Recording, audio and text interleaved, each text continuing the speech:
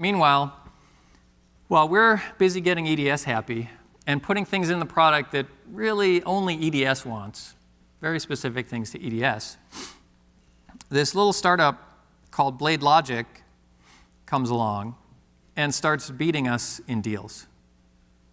So at first, it's like, they win a couple deals, no big deal. Then they start beating us in big deals. So they are attacking us from the low end, appealing to individual system administrators. We are doing multi-million-dollar, very big deals, selling to the CIO, CFO, that level sale. And they're basically dictating to the system administrators what they have to do. And the story we tell is a very big story across all of IT, and the story they tell is just like, system administrator, I'm going to make your job better. But they're building this into much, much bigger deals. And so pretty soon we start losing million-dollar deals to them. And then comes the quarter where we had 5 multi-million-dollar deals on the table. They won 4 of them.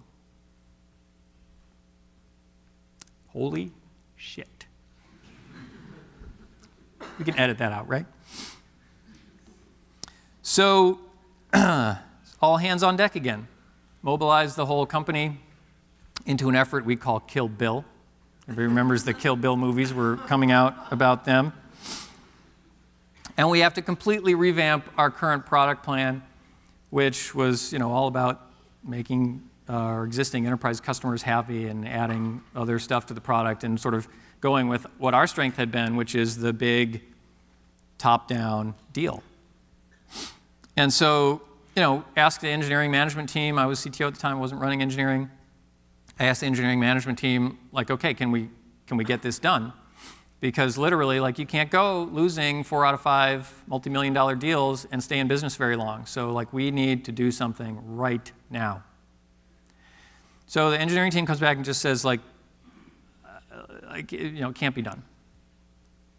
So I went and talked to the engineers, and I put it to them like this. I talked to Philip Liu and Ray Sorsa, who are our chief architect and chief scientist at the time, and I was like, guys, here's the situation with the company. We can do one of 2 things. We can fix this problem and get what we need to get done to compete with BladeLogic out the door in 6 to 9 months, or we can start shopping the company and sell it. What do you want us to do?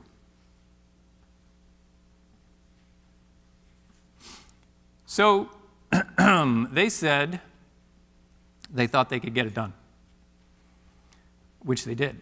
And we took it, I think it wasn't just ship the product in 6 to 9 months, it was our sales force needed stuff right now to show customers, to show them. In the enterprise sales, enterprise business, you sell, they say, 40% on what you have and 60% on what you're going to have.